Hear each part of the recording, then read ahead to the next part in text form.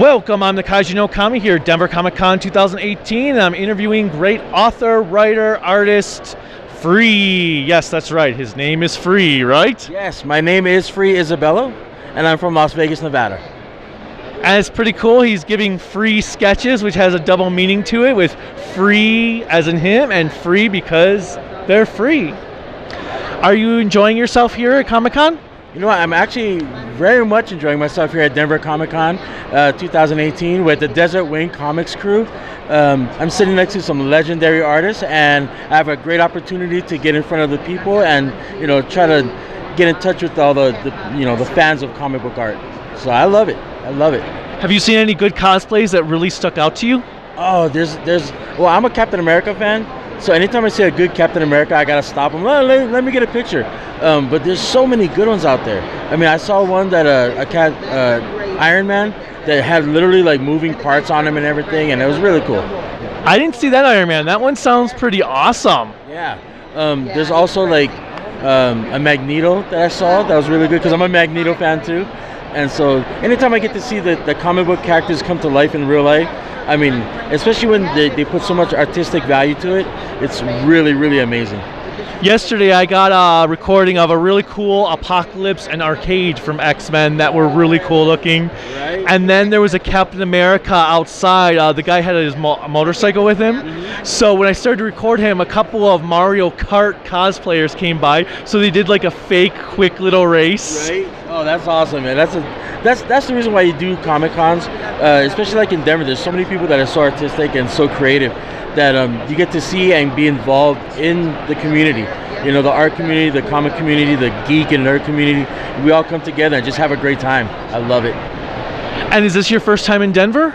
It is my first time in Denver. Hopefully it's not my last, right? So, but yeah, I didn't realize that being so high in the elevation, I'm like, oh, yeah, go ahead and buy my stuff.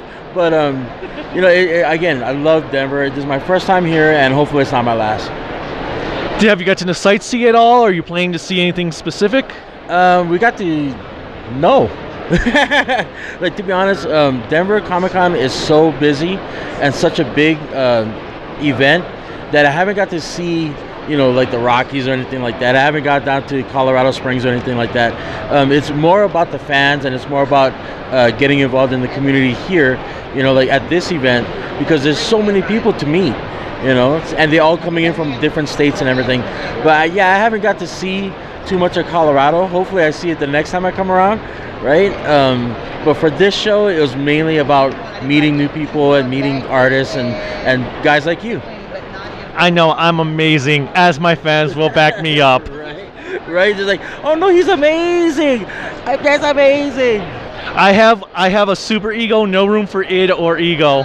Well, there you go. Right? Just no room for any of that. So what type of comic art do you do and stories you write? I actually write my own comic book called The Contractor, which is a steampunk adventure that goes around the world. It's based on the assassination of President Lincoln and the security detail that was supposed to protect him, but didn't. And so now they have to go find the real conspirators of the assassination. So it goes around the world. It's an around the world adventure based in the steampunk genre. And you said it's called The Contractor? Yes, The Contractor. Now what The Contractor is basically the guy that makes all the contraptions. Because not everybody back then was, had to wear goggles and, scientists and all that and machinists. So this is based on that. He's the machinist. And where can people find this comic at? They can find it at Celestial Comics in Las Vegas, in Hawaii at Other Realms Comics, and a whole bunch of other comic book shops in Las Vegas and Hawaii, Alaska, Arizona, basically wherever I can get it to. So if you are out there and you want to see The Contractor, just ask your local comic shop if they can bring it in. And can they buy it online at all? They can buy it directly from me. The reason why I do direct sales is because sometimes when you have it at a shop or anything that you buy it from, they don't pack it correctly, and I want to make sure that the collectors get what they pay for. So I personally pack everything to spec, and so that way it gets to my customers perfect. And how many issues is The Contractor? So far, I'm up to 5 issues. I'm working on issue number 6, and I'm also my company FTF Comics has different titles in it now. So we have about 6 working titles, and they're going to be coming out hopefully within the next year. And are those also sold through you exclusively? Yes, they're also sold through me, but we're building a website now. And as you well know, sometimes working with other people building websites, they take forever or they forget to do it. And so you kind of got to remind them all the time. So right now we're building a website to sell off. And what got you into wanting to do comic books?